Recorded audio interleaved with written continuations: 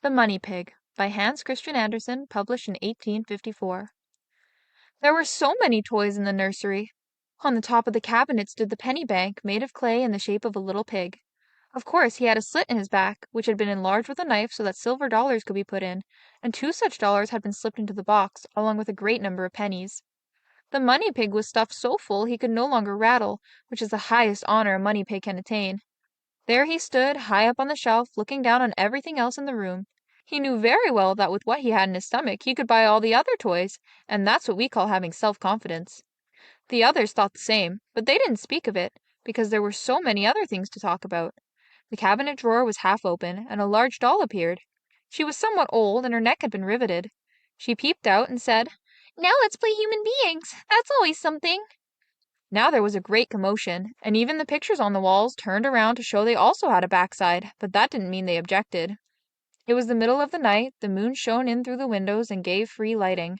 They were ready to begin the game now, and all of them, even the children's go-kart, which certainly belonged to the coarser out-of-doors toys, were invited to join the fun. "Everyone has his own particular value," said the go-kart. "We can't all be noblemen. There must be some to do the work, as they say."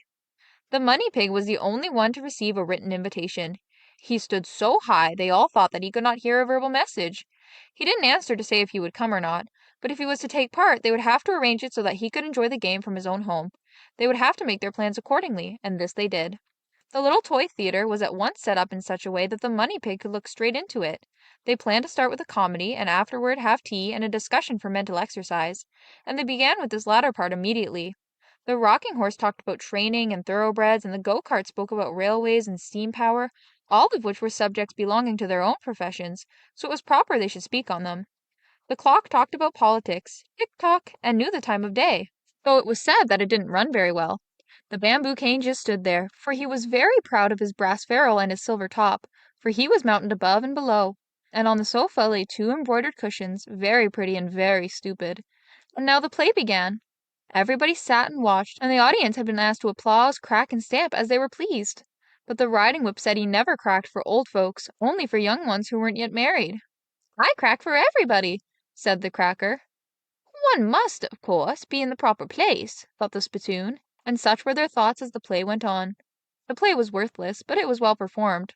All of the characters turned their painted sides to the audience, for they were made to be looked at only from that side, not the other. All of them acted splendidly, coming out far beyond the footlights because the wires were too long, but this made them all easier to see. The mended doll was quite overcome with excitement, so deeply moved that the rivets in her neck got loose. And in his own way, the money pig was so enchanted that he resolved to do something for one of the actors, to remember him in his will as the one who should be publicly buried with him when the proper time came. It was such enjoyment for them that they gave up having tea and went on with their mental exercises. That's what they called playing men and women, and there was no harm in that because they were only playing. Each one thought of himself and what the money pig might think about him, but the money pig's thoughts went farthest, for he was thinking about his will and his burial. And when would it be time for this? Certainly far sooner than you expect. Crash!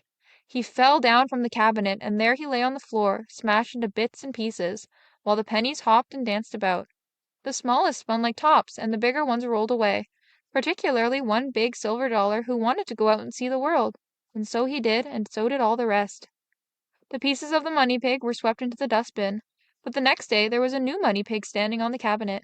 It didn't yet have a penny in it, so it couldn't rattle, and in that much, at least, it was just like the old one. But that was the beginning, and it's a good place for us to come to the end.